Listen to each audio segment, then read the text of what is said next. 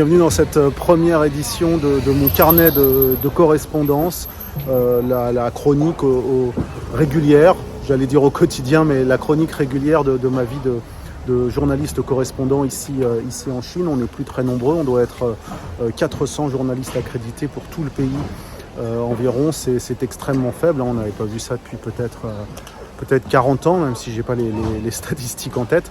En tout cas, j'ai décidé de faire quelques pas de côté, en plus de mes reportages réguliers pour plusieurs médias français francophones, et de vous raconter un petit peu les coulisses à la fois de la réalisation de ces reportages, mais également d'aborder d'autres sujets qui peuvent être plus originaux, un petit peu décalés, et pour ceux en tout cas que la vie de journaliste à l'étranger intéresse, et ceux aussi qui s'intéressent évidemment à la Chine. Alors derrière moi, je trouve ça sympa, c'est que c'est les livreurs. Alors là, c'est JD.com, c'est une des grandes plateformes de livraison, comme Taobao, Alibaba, Pinduoduo.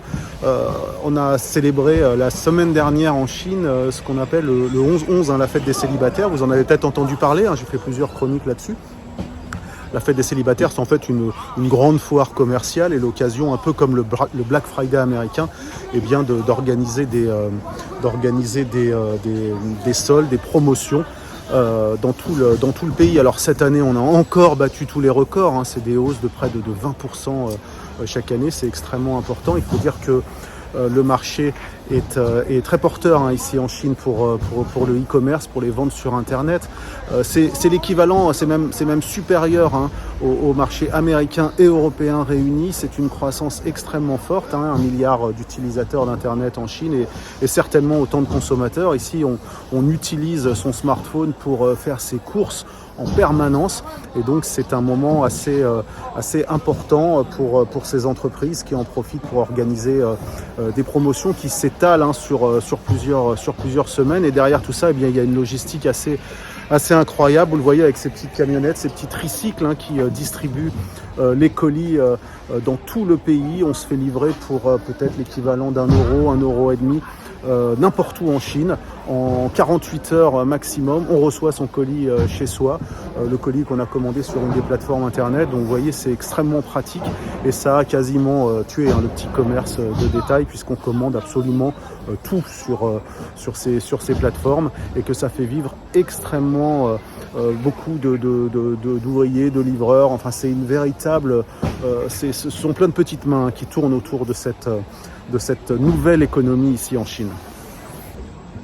Alors voilà, vous les voyez là au travail. En fait, ils s'installent carrément en pleine rue ou sur des parkings qu'ils ont réquisitionnés. Alors, j'ai jamais très bien compris s'ils étaient loués ou pas, mais en tout cas, vous voyez, ça a l'air extrêmement compliqué comme ça, mais finalement, ça fonctionne plutôt bien. Voilà, ils installent des tapis roulants comme ça en pleine rue, et ils organisent les distributions. Voilà, ça c'est les petits tricycles qui sont utilisés pour les livraisons. Voilà, après pour les livraisons, il y a plusieurs solutions. Soit ils le posent devant votre porte, soit il y a comme ici des casiers, vous le voyez, dans lesquels on vous donne un code et vous allez retirer vos produits. C'est un peu comme les relais colis en France, mais c'est avec des machines qui sont installées un peu partout dans la ville et qui marchent 24 heures sur 24. Donc c'est assez, encore une fois, c'est bien pratique, quoi. Donc le livreur le met directement à l'intérieur et il vous envoie par SMS votre code pour aller le rechercher. Voilà, ça c'est une autre société de livraison. Et puis ce qui arrive aussi très fréquemment, c'est qu'on vous le dépose dans le hall de votre immeuble, de votre résidence.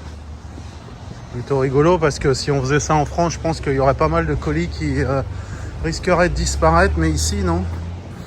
Les gens sont plutôt réglo sur ce côté-là. Vous voyez, ils les mettent sur des étagères comme ça un peu partout. Bon, alors après, il faut fouiller. C'est pas toujours évident pour le retrouver. Il y en a partout là.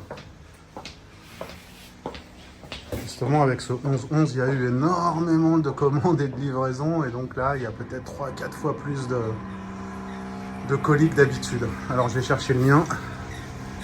Parce que moi aussi, évidemment, j'ai passé quelques commandes. Et je crois qu'il y a quelque chose qui est arrivé.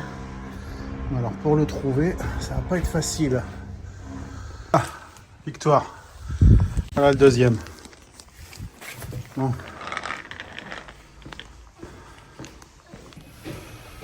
Voilà, c'était cette première édition de mon carnet de correspondance.